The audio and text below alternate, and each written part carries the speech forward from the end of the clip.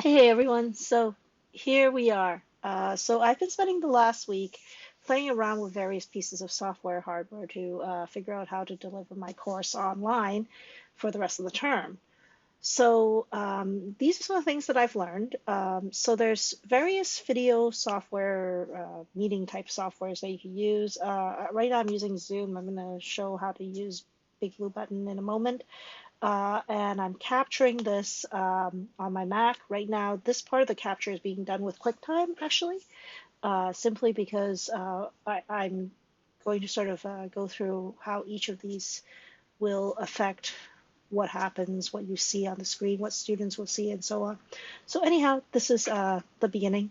To start a meeting in Zoom, I just have to click this button. But if I do it, QuickTime will mess up, so I'm not going to click it. And you just have to trust me that I pressed it. Thanks.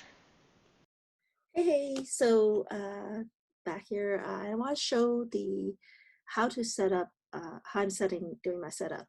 So first of all, making use of my iPad, and I'm connecting my iPad to the computer just using the lightning cable, the standard one that comes with your iPad, uh, lightning to USB into my computer. And the purpose of the iPad is to create a whiteboard because I really want to draw when I talk about programs. So that's what this is for. This is my whiteboard.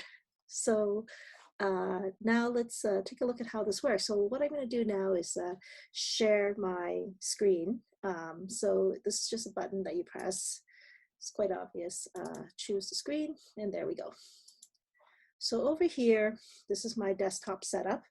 And what I have is, you can probably see my iPad right here and my desktop right there.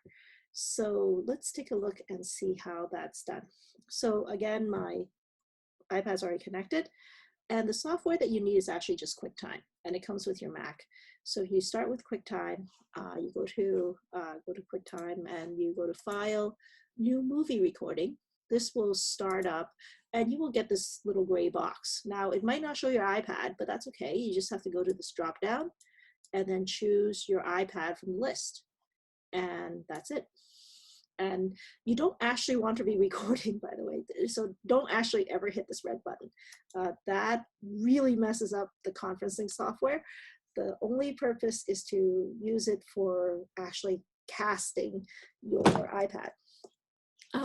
There are wireless ways of doing this, but apparently it now needs third-party software, like AirPlay doesn't work anymore to your Mac. So I'm not going to be using that. So on my iPad right now, I'm running Notability, which is an app that you can get for your iPad.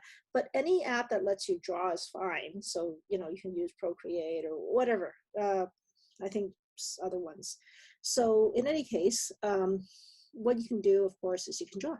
So I'm just using my pencil here to draw a bunch of boxes, circles, sticks, and that's all you really need to talk about code, right? So we're good. So now, if you don't have an iPad and you still want to be able to draw, one of the kind of neat tools that comes with Zoom is annotation. So if you want to do an annotation, all you have to do is bring up your tools, and there's an annotate, and if you do this, this little menu comes up. Now your screen becomes, you can't really interact with your screen at this point. So for example, I can, if I do this, it just draws a bunch of circles. So the neat part is you can see that it actually kind of overlays on the screen. So I can actually do something like, oh, this variable is over here. So that might be an interesting use case of it. And it works over pretty much any application. So I think this would be very useful for ones where it's really, really graphical and you're trying to pinpoint something on the screen. So like my other class where I'm teaching 3D modeling, that one might actually be good for this kind of thing. So in any case, I'm going to turn this off. But note that this is actually a complete screen overlay. So if I start moving this around, everything misaligns. So just be kind of aware. Anyhow, this is my setup. Hope it's useful. Hey, hey. I'm showing a different tool right now. This one is called BigBlueButton, and it's a different conferencing software. And the one really good part about BigBlueButton is that it is basically an HTML5 compatible conferencing system. So you don't actually need an extra add-on. You just need a modern web browser, which is really cool. So right now, I'm using BigBlueButton, and I've already connected, and so I'm recording this through the application. Now here I am going to share my screen, and I'm going to share this screen. Wow, and there we go. So there was a record button up here, by the way, at the top that I pressed to start the recording, and I'm going to get moving on this.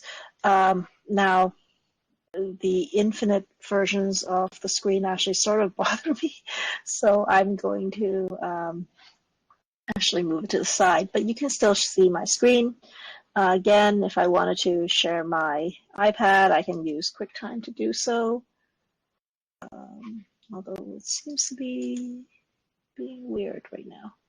So new movie recording, and there we go. Okay, so there's my screen with my iPad. Again, it works for me to draw and then show the contents. It does kind of bother me to actually see the screen share in the browser, so I usually just move that off to the my other screen. But it does work. BigBlueButton does have the ability to annotate like Zoom, but only over a document. So if you put up a presentation or even a blank slide or something, you can actually just write over it. So like a PDF of a white page will allow you to write over it with the mouse-based annotation tools. And that's it. It's kind of nice because you really don't need a piece of client software. So it's pretty much compatible with everything that is HTML5 compliant. Thanks.